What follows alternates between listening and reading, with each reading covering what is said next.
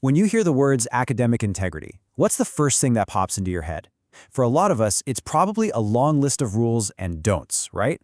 Well, today we're going to flip that script. We're going to look at it not as a bunch of restrictions, but as a core value that is absolutely essential for your success and your growth. Let's dive in. So let's start with a big question here. What's that invisible framework, that scaffolding that holds up everything we do in an academic world? From the biggest research projects to simple classroom discussions, what's holding it all together? The answer really is just one word: trust. See, academic integrity isn't about someone policing your every move. It's about being part of a huge collaborative community. And trust is the operating system that lets all of us work together to push knowledge forward. And that brings us to the foundation itself. This is all about getting to the spirit behind the rules. It's about moving past the fear of getting into trouble and really embracing the principles that make learning meaningful in the first place. So, what are we actually talking about? Here's the official definition, but let's break that down. It's really a personal promise, a commitment you make to be honest in your work so that what you produce truly represents who you are and what you know. And that promise is built on these 6 fundamental values. Think of them like pillars holding everything up: honesty in your work, trust in the work of others, fairness to everyone, respect for ideas, taking responsibility for your own learning, and having the courage to do the right thing even when it's tough. But of course, even the strongest foundations can get cracks. So now we have to look at the other side of the coin, the common ways that academic integrity gets compromised, which is what we call academic misconduct. These are the 5 big ones we're going to explore. Now, plagiarism is definitely the most famous, but things like cheating on a test, making up data, working with others when you're not supposed to, or even submitting your own work for a second time, all of these things chip away at that foundation of trust. Okay, this is really interesting because it helps explain a super tricky concept: mosaic plagiarism. First, just take a quick look at this original piece of text. Seems simple enough, right? Now look at this version. A few words are different, but the core phrases, the whole structure of the sentence, is basically identical to the original. This is a perfect example of mosaic plagiarism. It's sneaky because it feels like you're paraphrasing, but you're really just putting new skin on someone else's skeleton. So the big takeaway here is you have to use your own words and your own sentence structure. All right, we have to talk about the elephant in the room: AI. Let's be clear, artificial intelligence can be an absolutely fantastic tool. It's great for brainstorming or helping you find some potential sources, but there's a very clear line, and you cross it when that tool becomes a crutch. If it's writing the paper for you or generating ideas that you pass off as your own without credit, well, that's academic fraud, plain and simple. And honestly, relying on AI as a crutch is a really, really risky move. For one, its knowledge is outdated. It can be flat out wrong or reflect all sorts of biases from its training data.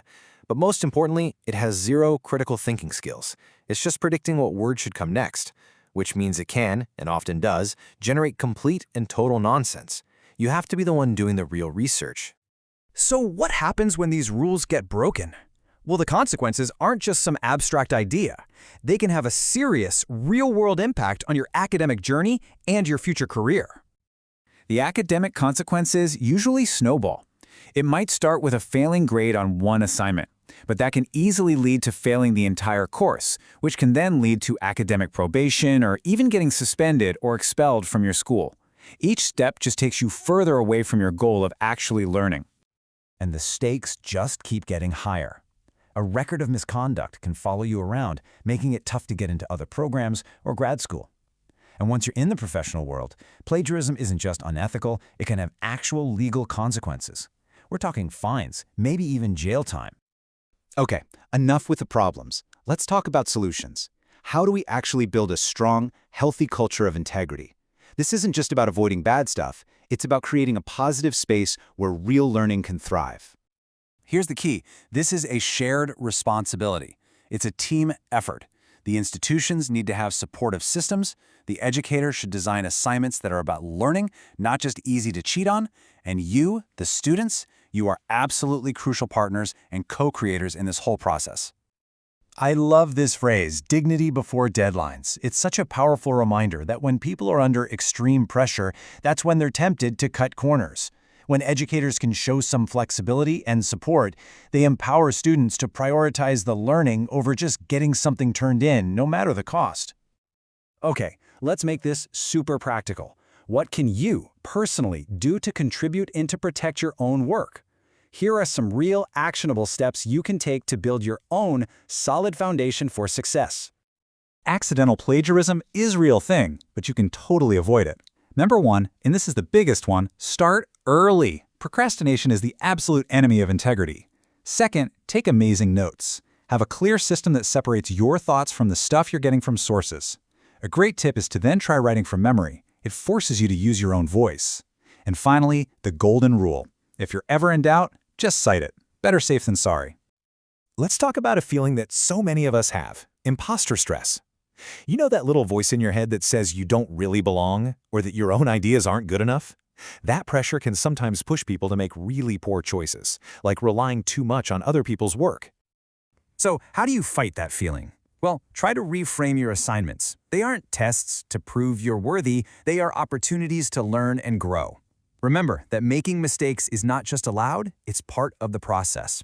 And take a second to recognize everything you did to get here. You belong, and this field is actually better because your unique voice is now a part of it. And that brings us to our final question.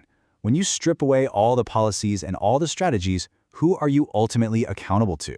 See, academic integrity isn't just about external rules. It's a personal commitment to your own learning and a belief in the value of your own work. The real question is, what kind of scholar do you want to be?